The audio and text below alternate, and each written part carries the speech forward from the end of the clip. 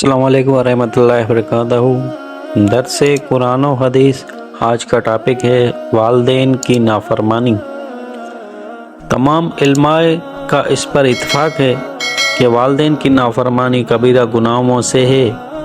इमाम ज़हबी और इमाम इब्न हजर रहमतुल्लाह अलैह, जिन्होंने कबीरा गुनाहों के बारे में अलग अलग किताबें लिखी हैं, उन दोनों हजरात ने किताब और सुन्नत के मुतअद्दिद दलाइल से साबित किया है कि वालिदैन की नाफरमानी कबीरा गुनाहों में से है। बल्कि सही हदीस से तो ये साबित होता है कि ये कबीरा गुनाहों में भी सबसे बड़ा कबीरा गुनाह है। बुखारी में हज़रत अबू बकर सिद्दीक़ रज़ियल्लाहु ताला अन्हु से रवायत है कि रसूल पाक सल्लल्लाहु ताला अलैहि वसल्लम ने फरमाया, मैं तुम्हें कबायर में से बड़े कबीरा के बारे में ना बताऊं? सहाबा ने अर्ज़ किया, रसूलुल्लाह सल्लल्लाहु ताला अलैहि वसल्लम, ज़रूर बताइए। आपने 3 बार ये सवाल किया और सहाबा ने भी तीनों बार यही जवाब दिया। फिर आपने फरमाया, अल्लाह सुब्हानहू व तआला के साथ किसी को शरीक ठहराना और वालिदैन की नाफरमानी करना।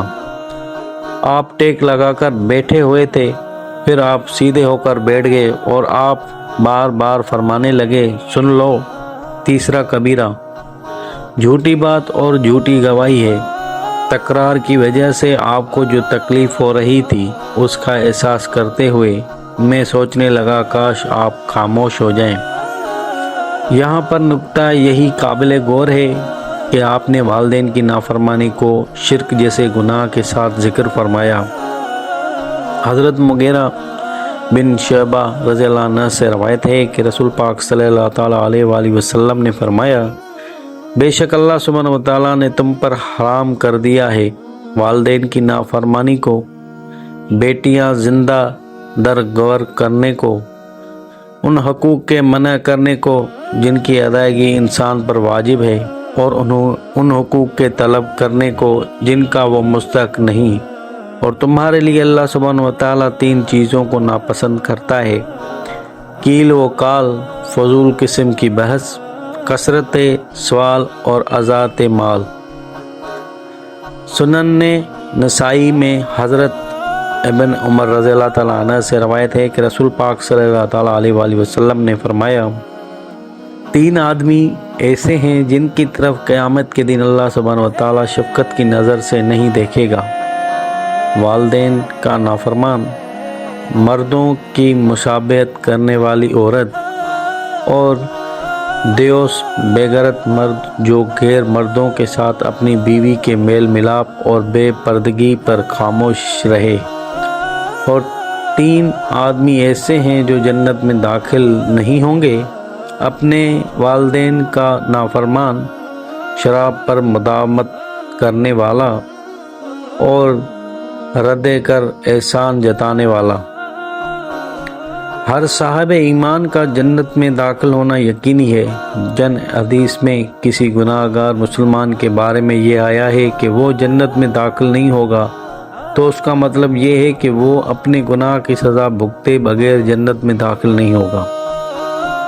यूँ तो ज़िंदगी के हर दौर में वालिदैन की खिदमत ज़रूरी है, लेकिन जब वो बुढ़ापे की दहलीज पर कदम रख दें तो फिर उनके जज्बात का एहसास और उनकी दिलदारी की अहमियत ज़्यादा हो जाती है, क्योंकि बुढ़ापे की ख़ज़ा में इंसान की छोटी छोटी बातें भी खटकने लगती हैं। उसका दिल चाहता है कि मेरी खिदमत की जाए और मेरी मुसीबतों, बीमारियों और परेशानियों का बोझ हल्का किया जाए।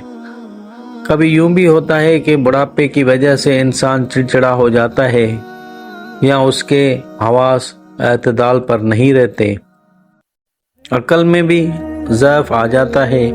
ऐसे मौके पर समझदार औलाद को चाहिए कि वो फूंक फूंक कर कदम रखे और सोच समझ कर उनके सामने ज़बान खोले। उसकी ज़रा सी भी बेएहतियाती बूढ़े वालिदैन की आबगीनियाँ दिल को ठेस पहुँचा सकती है, और ये आबगीनियाँ ऐसा है कि टूट जाए तो फिर बड़ी मुश्किल से जुड़ता है। बाज़ औक़ात उसे तोड़ने वाला अल्लाह सुब्हानहू व तआला के गज़ब का निशाना बन जाता है। सूरह इसरा में इरशाद बारी ताला है, تیرے رب نے حکم دیا ہے کہ اس کے سوا کسی کی عبادت نہ کرو اور والدین کے ساتھ اچھا سلوک کرو۔ اگر وہ دونوں یا ان میں سے کوئی ایک تمہارے پاس بڑھاپے کو پہنچ جائے تو انہیں اف تک نہ کہو اور نہ ہی انہیں جھڑکو اور ان کے ساتھ ادب سے بات کرو، یعنی انہیں ایسا کلمہ نہ کہو جس میں تحقیر یا دل شکنی کا پہلو ہو۔ لہجے کی سختی سے بھی بچا جائے، ایسا نہ ہو کہ کلمہ تو تحقیر والا نہ تھا لیکن اسے اس انداز میں ادا کیا گیا جس سے والدین نے ذہنی اذیت اور اپنی تذلیل محسوس کی۔ گویا الفاظ کے انتخاب اور ادائیگی کے اسلوب دونوں میں ان کے جذبات کو ملحوظ رکھا جائے۔ بڑھاپے میں والدین کی خدمت اور راحت رسانی انسان کو جنت کا حقدار بنا سکتی ہے اور اذیت دہی اور ناراضگی اسے دوزخ میں پہنچا سکتی ہے۔ حضرت کعب بن عجرہ رضی اللہ عنہ کی وہ مشہور حدیث آپ نے بار بار پڑھی اور سنی ہوگی، جس میں ہے کہ رسول اکرم صلی اللہ تعالیٰ علیہ وآلہ وسلم نے ایک دفعہ صحابہ کو منبر کے قریب ہونے کا حکم دیا۔ جب وہ قریب آ گئے تو آپ نے منبر کی پہلی سیڑھی پر قدم رکھتے ہوئے فرمایا آمین، پھر دوسری اور تیسری سیڑھی پر بھی آپ نے آمین فرمایا۔ صحابہ کہتے ہیں جب آپ منبر سے اترے تو ہم نے عرض کیا یا رسول اللہ صلی اللہ تعالیٰ علیہ وآلہ وسلم، آج ہم نے آپ سے ایسی بات سنی ہے جو اس سے پہلے نہیں سنی تھی۔ آپ نے فرمایا جبریل علیہ السلام میرے سامنے آئے اور انہوں نے کہا ہلاکت ہے اس شخص کے لیے جس نے رمضان کا مہینہ پایا لیکن اس کی مغفرت نہ ہو سکی۔ میں نے کہا آمین۔ جب میں نے دوسری درجہ پر قدم رکھا تو جبریل نے کہا ہلاکت ہے اس شخص کے لیے جس کے سامنے آپ کا ذکر ہو لیکن اسے درود شریف پڑھنے کی توفیق نہ ہوئی۔ میں نے کہا آمین۔ جب میں نے تیسری درجے پر قدم رکھا تو جبریل نے کہا ہلاکت ہے اس شخص کے لیے جس نے اپنے والدین کو یا ان میں سے کسی ایک کو بڑھاپے کی حالت میں پایا لیکن وہ اسے خدمت کی بدولت جنت میں داخل نہ کرا سکے۔ میں نے اس پر بھی آمین کہا۔ علماء کہتے ہیں کہ جس دعائے کی کرنے والے جبریل امین ہوں اور اس پر آمین کہنے والے سید الانبیاء ہوں، اس کی دعا کی قبولیت میں کیسے شک ہو سکتا ہے؟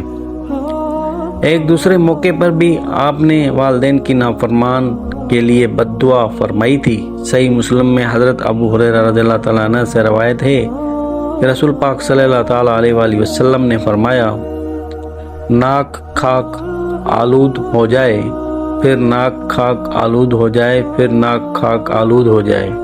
عرض کیا گیا یا رسول اللہ صلی اللہ تعالیٰ علیہ وآلہ وسلم، یہ بد دعا آپ کسے دے رہے ہیں؟ آپ نے فرمایا اس شخص کو جو اپنے والدین میں کسی ایک کو یا دونوں کو بڑھاپے کی حالت میں پائے مگر ان کی خدمت کر کے جنت میں داخل نہ ہو سکے۔ یہ اسلامی تعلیمات ہی کا نتیجہ ہے کہ آج جب کہ پوری دنیا میں بالعموم اور یورپ میں بالخصوص بوڑھے والدین کو بوجھ سمجھ کر اولڈ ہاؤسز میں داخل کرا دیا جاتا ہے، اور وہ عام دنوں میں تو کیا خوشی کے موقع پر بھی اپنی اولاد، پوتوں اور نواسوں کے مسکراتے چہرے دیکھنے کے لیے ترستے ہیں۔ اس معدیت زدہ ماحول میں بھی اکثر مسلمان آج بھی اپنے والدین کی خدمت کو سعادت سمجھتے ہیں اور بڑھاپے میں بھی انہیں اپنے آپ سے دور کرنے کی جسارت نہیں کرتے۔ والدین کی نافرمانی میں جو نقصانات پوشیدہ ہیں وہ کسی بھی عقل مند سے مخفی نہیں۔ چند ایک ذیل میں ملاحظہ فرما لیجئے۔ ایک، والدین کی نافرمانی انسان کو اللہ سبحانہ وتعالیٰ کی رضا سے محروم کر دیتی ہے۔ دوسرا، اس نافرمانی کے اثرات دور تک مرتب ہوتے ہیں۔ چنانچہ جو شخص اپنے والدین کے ساتھ حسن سلوک سے پیش نہیں آتا، اس کی اولاد داس کے ساتھ بھی اچھا سلوک نہیں کرتی۔ تیسرا، والدین کا نافرمان اللہ سبحانہ وتعالیٰ کی نعمت کا بھی منکر ہوتا ہے اور والدین کے احسان کا بھی چوتھا، اسی گناہ کے عام ہونے سے معاشرہ امن و امان اور انسانیت کے دائرے سے نکل جاتا ہے۔